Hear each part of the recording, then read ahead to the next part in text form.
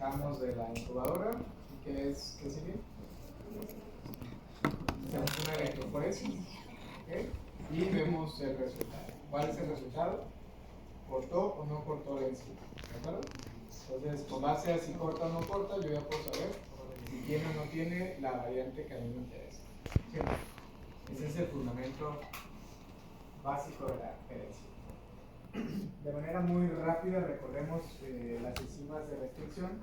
Están presentes en bacterias, es un mecanismo de defensa contra los bacteriófagos, y creamos que tenemos un repertorio de enzimas de restricción, o sea, descritos, que son llamados hasta cierto punto tijeras moleculares porque pueden cortar precisamente los ácidos nucleicos. Estas enzimas de restricción, les comentábamos que tienen diferentes nombres. Estos nombres generalmente vienen derivados de dónde se aísla la bacteria, de dónde se aísla la enzima. Por ejemplo, EcoR1 comentábamos que es una enzima de restricción de Escherichia coli, de lo de ECO, R de la cepa RY13, y la A1 generalmente el número de la enzima recombinante que se entonces es básicamente la nomenclatura.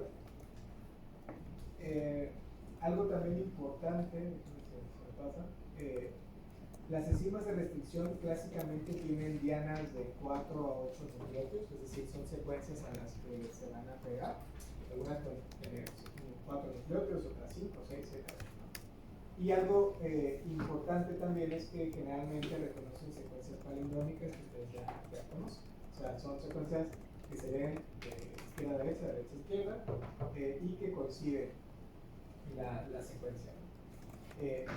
¿Qué es lo que hacen estas enzimas? Pues rompen las uniones de los enlaces usuales, que por lo tanto pueden romper tanto una cadena como dos cadenas de producto de PCR.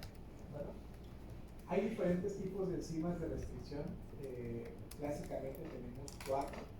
A la que a nosotros nos van a interesar tiene que ver con las enzimas tipo 2 o tipo 3, y que van a reconocer diferentes sitios de restricción y que pueden modificar o pueden cortar específicamente el sitio que reconocen.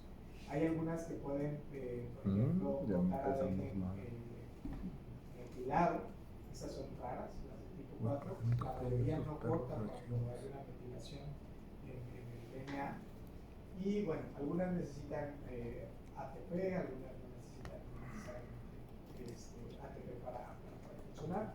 Entonces hay un catálogo bien diferente de enzimas, y generalmente cuando nosotros las pedimos pues nos dicen de qué tipo de enzima es, a qué temperatura la necesito utilizar y cuánto tiempo, por ejemplo, la necesito incubar con el producto, a qué concentración, para que pueda tener una reacción.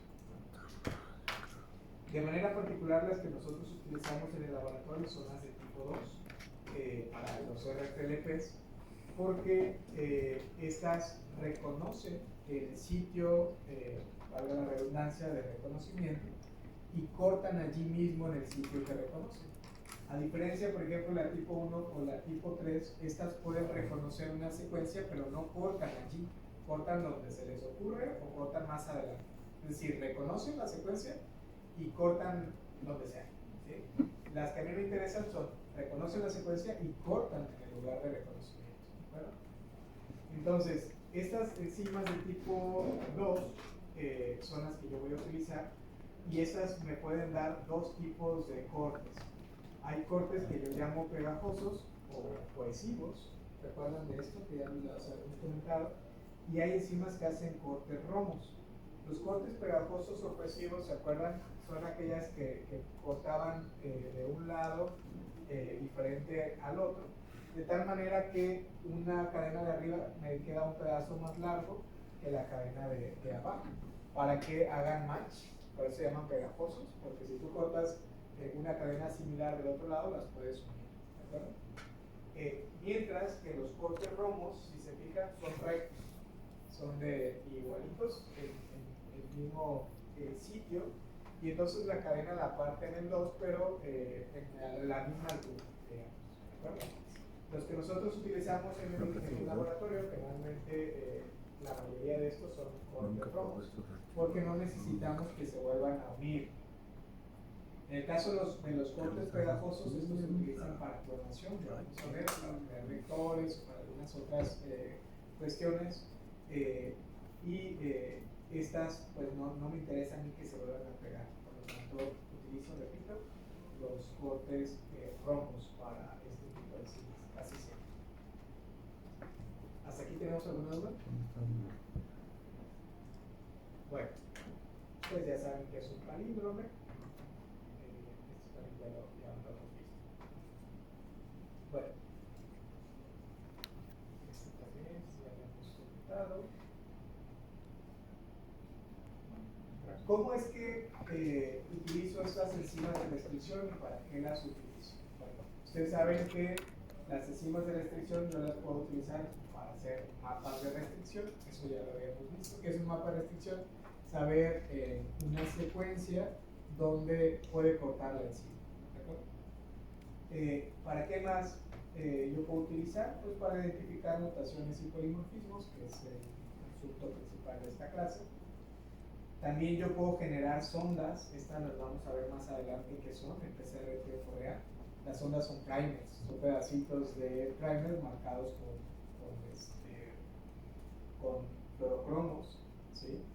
¿Cómo puedo yo hacer primers o cómo puedo hacer sondas, pedacitos chiquitos de DNA? Pues con enzimas de restricción, yo corto esas secuencias. Para clonación, ya les comentaba que si yo quiero hacer vectores de clonación, pues yo necesito cortar plásmidos, por ejemplo, y meterle el gen que a mí me interesa clonar, y de esta manera pues yo puedo cortar también con estas enzimas de restricción.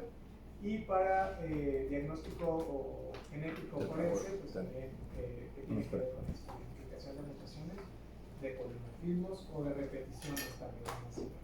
Entonces, los usos de esta técnica son amplios también. El proceso, chicos, es muy sencillo, es muy divertido hacer un diseño de RFLP, y una vez que lo haces una vez es fácil poder hacer varias veces. Hay empresas como New England que tienen estas plataformas para que ustedes puedan diseñar un RFLP. ¿De acuerdo? ¿Qué es lo que te vende la empresa y por qué? ¿Cuál es el gancho pues, de este sistema? Pues que tú le compras la enzima a la empresa, ¿de acuerdo? Entonces la empresa te dice, bueno, usa mi plataforma, tú te metes en su página de Biolab, por ejemplo, y aquí tienen algunas herramientas. Una de estas herramientas se llama NetCoder, que son cortes con las enzimas de New England tal cual. Entonces ustedes le dan clic aquí, por ejemplo, y te va a aparecer esta ventana. ¿Sí? ¿Qué es lo que nosotros vamos a ponerle en esta ventana? Muy fácil, el producto de PCR que yo diseñé y apliqué.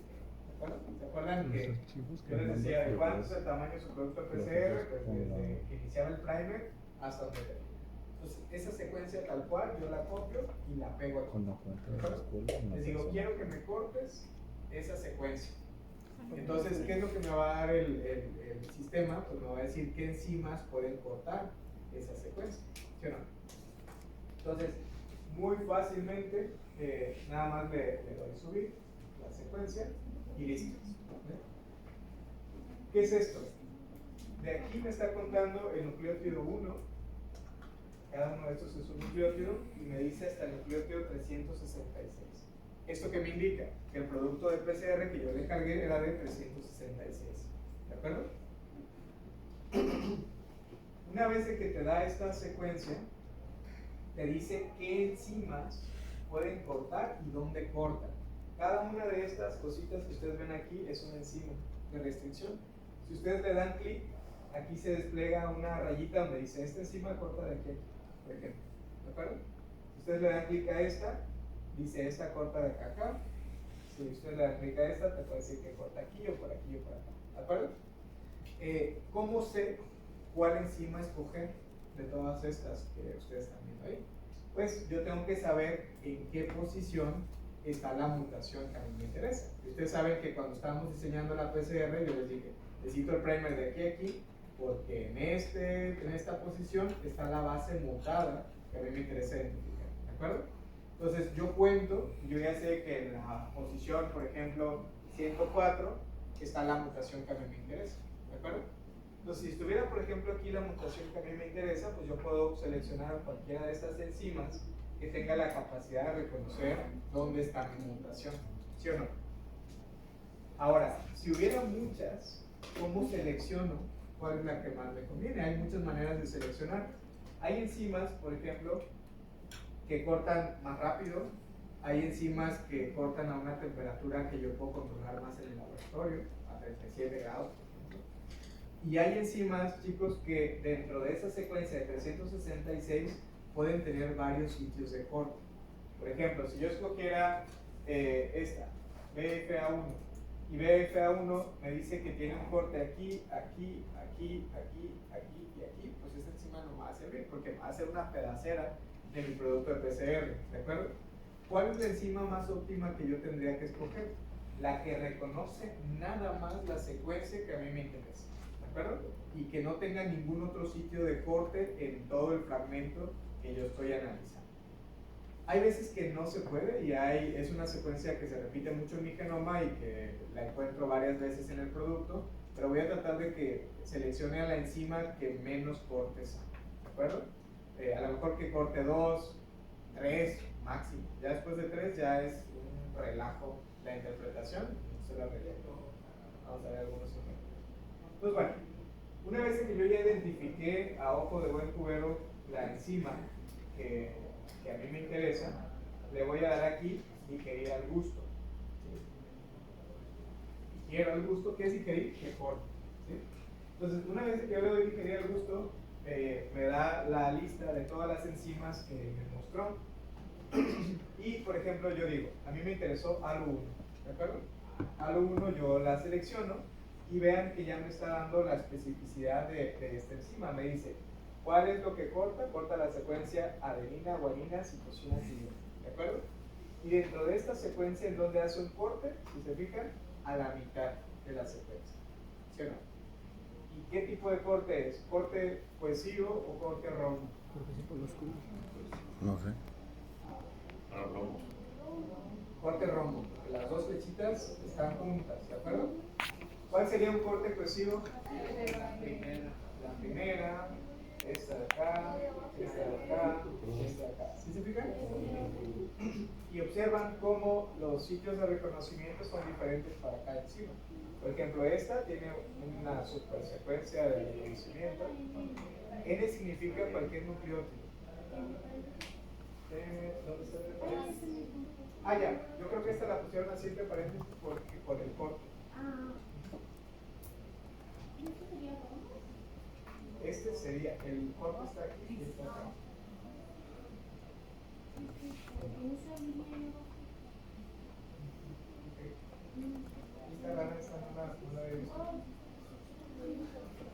Bueno, ¿hasta aquí vamos bien? Entonces, bueno, yo dije, yo quiero ALU1, la selecciono y el siguiente paso es darle digerir. ¿De acuerdo? Le doy digerir y me va a dar esta otra imagen. Vean. En esta imagen me dice, ok, de tus 366 nucleótidos, ALU1 tiene 2 sitios de reconocimiento. ¿De acuerdo? Te dice, corta aquí y corta acá adelante. ¿De acuerdo? Son 2 sitios de corte en tu producto. Esos cortes te los va a dar por default. ¿De acuerdo?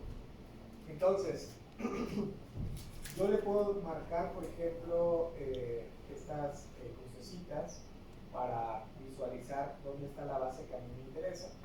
Si ustedes le dan un clic aquí y le dan un clic aquí, les hace un zoom de la secuencia, que es esto que está sacando aquí. ¿Para qué hice este zoom? Para estar seguro que aquí está la secuencia que a mí me interesa reconocer. ¿De acuerdo?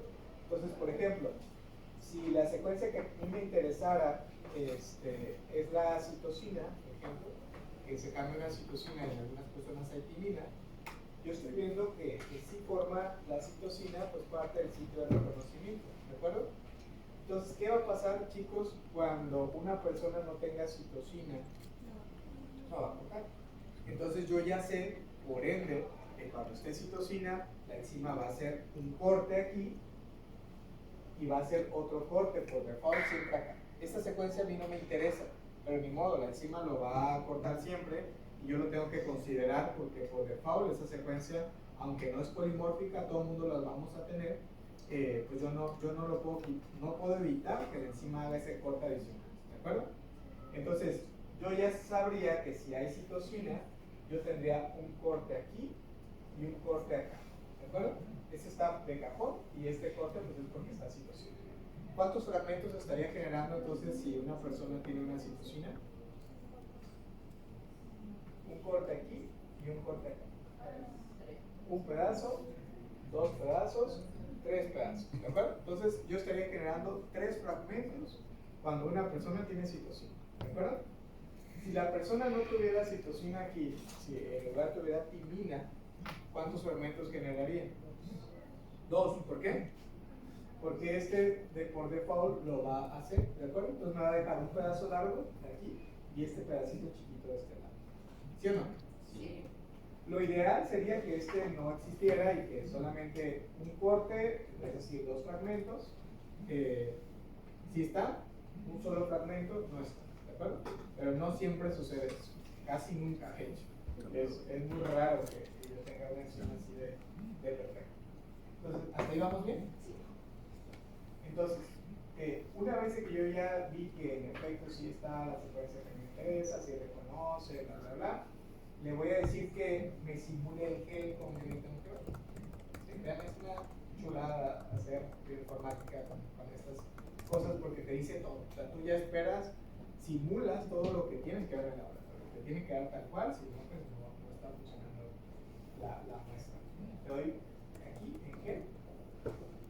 Y este es el gel, ¿ven? Yo puedo jugar y le puedo decir que el gel sea de agarrosa, que sea de poliacrilamida, de qué tamaño, de cuánto quiero el marcador de peso molecular, de cuánto es el marcador que voy a meter, y si mi DNA está metilado o no está metilado, ¿de acuerdo? Entonces, con base en esto, el equipo me va a decir, por ejemplo, si tú tienes la secuencia de interés, por ejemplo, en este caso le están llamando ALU1, que sería un homocigoto para la secuencia que les interesa, o nos dice cuáles serían las posibles bandas que nosotros estaríamos viendo. ¿Sí me explico? Aquí, por ejemplo, me está indicando que hace un corte la enzima cuando está, por ejemplo, C, en 206, otro corte en 98 y otro corte en 62. Es decir, aquí podemos ver, a partir del 62 hace un corte, del 63 hasta 200 derechos hacia otro y de aquí hacia otro. ¿De acuerdo? Entonces, estas bandas incluso las está mostrando acá. ¿Ustedes pueden corroborar?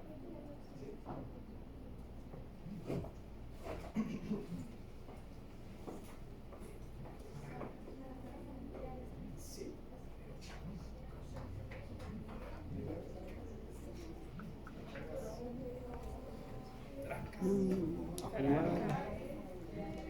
Pues le pongo pausa, ¿no? Sí. Él ojalá.